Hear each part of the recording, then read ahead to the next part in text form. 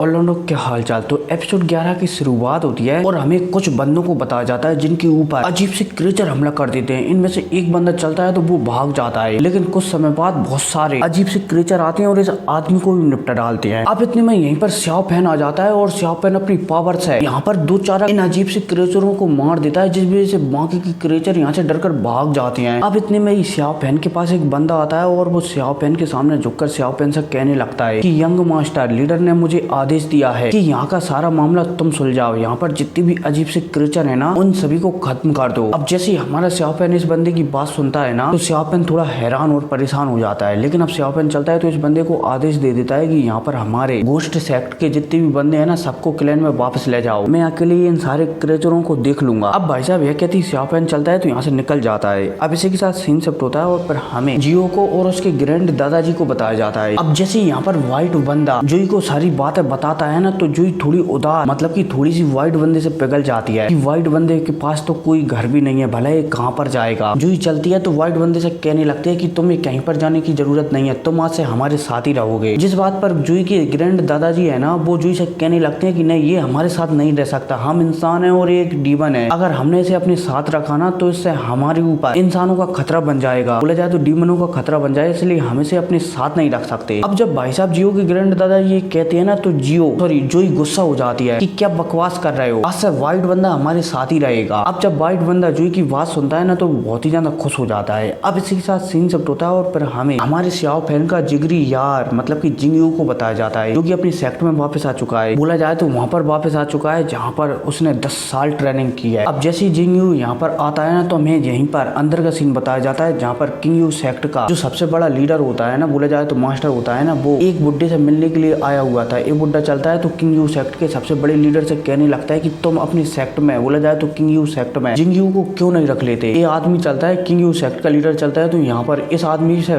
बोला जाए तो इस बुड्ढे से कुछ भी नहीं कहता और यहाँ से चुपचाप जाने लगता है। अब जब ये बुड्ढा जिंगयू को देखता है ना, तो वो जिंगयू से पूछने लगता है तुम्हें चोट वगैरह तो नहीं लगी। जिंगयू चलता है तो क्या देता है कि नहीं मास्टर मैं एकदम ठीक हूँ। अब इसी के साथ सीन शिफ्ट होता है और फिर दोबारा से हमें जुई को बताया जाता है, जो कि व्हाइट बंदे के साथ लगातार आगे बढ़ रही होती है। व्हाइट बंदा चलता है तो जुई को कुछ खाने के लिए भी देता है, हालांकि वो एक हरा फल इस बुड्ढे को खाने के लिए भी देता है, लेकिन ये बुड्ढा मना कर देता है कि मैं तुम्हारा जो रिश्वत वाला फल नहीं खाऊंगा, क्योंकि मैं तुम्हें अपने घर में रखना नहीं चाहता। जिस बात पर ये व्हाइट बंदा नाराज हो जाता है और फल खुद ही खाने लगता है। लेकिन इतने में यहाँ पर हमारे स्याओ फैन की एंट्री होती है। अब जैसे यहाँ पर स्याओ फैन आता है ना, तो ये व्हाइट बंदा था ना, ये यहाँ पर डर जाता है। स्याओ फैन चलता है तो इस व्हाइट बंदे को एकदम नजरअंदाज कर सीधा इस बुड्ढे के पास आता है। हालांकि आने से पहले हमारे स्याओ फैन का जो बंदर था ना, वो जुई के पास चला जाता है और यहीं जुई भी स्याओ फैन और उसके बंदर को देखकर यहाँ पर खुश हो जाती है। अब यहाँ पर स्याओ फैन चलता है तो इस बुड्ढे से पूछने लगता है कि क्या तुम्हें याद है कि जुई के ऊपर एक अजीब से क्रिएचर ने हमला किया था जिसे मैंने मार दिया था, तो क्या तुम बता सकते हो कि वो अजीब से क्रिएचर मुझे कहाँ पर मिलेंगे, क्योंकि उन अजीब से क्रिएचरों ने मेरे बहुत सारे साथियों को मार दिया है, इसलिए मैं भी उन्हें खत्म करना चाहता हूँ। अब जैसे स्याओ फैन कहता है ना, तो ये बुड्ढा चलता है तो उन अजीब से क्रिएचरों के बारे में बताने लगता है कि आज से हजारों सालों पहले उन अजीब से क्रिएचरों का एक क्लैन हुआ करता था जिन्हें सी क्लैन कहा जाता था। हालांकि अब तो वो इतने पावरफुल नहीं रहे, लेकिन वो अभी भी बहुत ज्यादा पावरफुल हैं। जो फैंसियान वैली है ना, उसी के पास में एक बहुत बड़ा पहाड़ है और उसी पहाड़ के ऊपर बहुत सारी जी अजीब से क्रिएचर रहती हैं। अगर तुम वहां पर उस पहाड़ पर जाना चाहते हो ना, तो तुम्हें फैंसियान वैली को पार कर ही जाना पड़ेगा। हालांकि बहुत सालों से फैंसियान वैली भी इन अजीब से क्रिएचरों से लड़ रही है और उनके पास ही खास तरीके हैं इन अजीब से क्रिएचरों से लड़ने का। अब जैसे हमारा स्याओ फैन सुनता है ना, तो स्याओ फैन चलता है तो और भी इस बुड्ढे से पूछने लगता है कि क्या तुम्हें बिच क्लैन के बारे में पता है कि बिच क्लैन की जो सीक्रेट टेक्निक हैं वो कहाँ पर मिलेंगी। अब जैसे ये बुड्ढा बिच क्लैन का नाम सुनता है ना, बिच, ठीक है, बिच क्लैन का नाम सुनता है ना, तो ये हैरान हो जाता है और ये बुड्ढा चलता है तो हमारे स्याओ फैन को बताने लगता है कि आज से हजारों सालों पहले ही बिच क्लैन पूरी तरह से नष्ट हो गया और उसकी जो भी सीक्रेट टेक्निक थी ना, वो छोटे मोटे क्लैनों और छोटे मोटे सेक्टों ने लूट ली है। अगर तुम उन टेक्निकों को, बोला जाए तो बिच क्लैन की रियल टेक्निकों को पाना चाहते हो ना, तो तुम्हें उन छोटे मोटे क्लैनों के पास जाकर उनकी छानबीन करनी होगी, तभी तुम्हें विच क्लैन की ओरिजिनल टेक्निक मिल सकती है। अब भाई साहब ये स्याओ पैन भी समझ जाता है कि ये बुड्ढा क्या कहना चाहता है। स्याओ पैन चलता है तो इस बुड्ढे को धन्यवाद कहकर अपने बंदर को लेकर यहाँ से जाने लगता है। हालांकि जाते समय हमारा स्याओ पैन व्हाइट बंदे से कहकर जाता है कि क्या तुम मेरे साथ नहीं चलोगे। व्हाइट बंदा चलता है तो मना कर देता है और एकदम चिड़चिड़ाहट से हमारे स्याओ पैन से बोलता है। अब इसी के साथ सीन शिफ्ट होता है और हमें जू किंग को बताया जाता है, जो कि मस्त तरीके से अपनी ट्रेनिंग कर रही होती है, लेकिन ट्रेनिंग करते करते उसे स्याओ पैन की बहुत ज्यादा याद आ रही होती है। और यार हम ठहरे सिंगल तो भला हमें कौन याद करेगा। नहीं यार आप लोगों तो याद करते होगे कि भाई वीडियो कब आएगी, मतलब कि इस वीडियो का भला ही इंतजार ना करते हो, लेकिन द ग्रेट रूलर, इमोर्टल या फिर फ्लेम एम्परर वो वाली वीडियोज का जरूर इंतजार करते होगे। खैर कोई नहीं, मिलते हैं अगली वीडियो में। Take care.